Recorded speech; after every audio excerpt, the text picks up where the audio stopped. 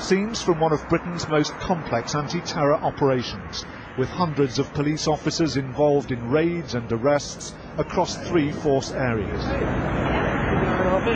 The drama of Operation Pathway carried out not as intended in the dead of night, but under the daylight scrutiny of so many people with so many cameras.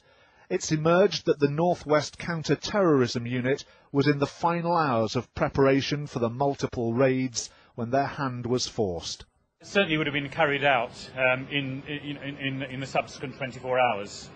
What happened essentially meant that we brought the matter forward, but it certainly would have happened in the subsequent 24 hours in any case. How imminent do you think the threat was to members of the British public as a result of this suspected plot?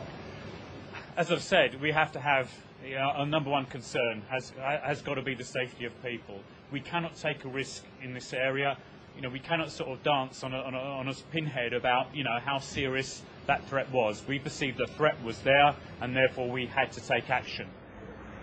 Police believe a major plot has been foiled. The majority of the suspects now being questioned are Pakistani nationals in Britain on student visas. Greater Manchester Police would not comment on reports that an atrocity was being planned for this weekend. The focus of their activity has been Cheetham Hill in Manchester, where 4 of the 8 raids were carried out. This man lives in one of the properties. I just banged the door and broke the door, and I'm shocked as well what happened. I just stay outside. Were you inside at the time? No, I'm outside. Why do you think the police have raided this particular address? I don't know what's going on. I've just been there for the last 2 days, that's it. Do you know any of the people who live here? There's 2 people live there. I know the one is my mate. He's called Summy. He's a good guy. He's been here now. He's free now. He just took interview from last night, that's it. The fragility of community support has been tested even further by the public nature of the raids on 8 premises. This is just one small example of the complexity of this operation and its aftermath.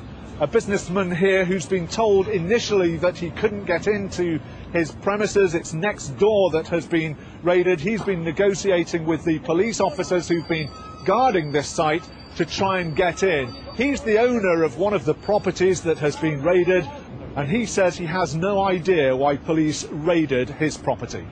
Look at that, they're all the police people there. You can watch them. All these there, and they're covering that footpath, and they're covering there, everything they'll cover for that. I've been here 20 years. People know who I am. We've got nothing to do with these terrorism. He said he was shocked that police had not asked him for CCTV.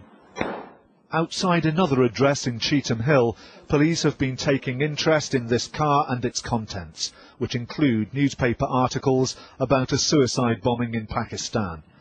Details continue to emerge about the threat allegedly foiled in Britain, but privately, officers have indicated that it was substantial and too close for them to wait much longer before swooping.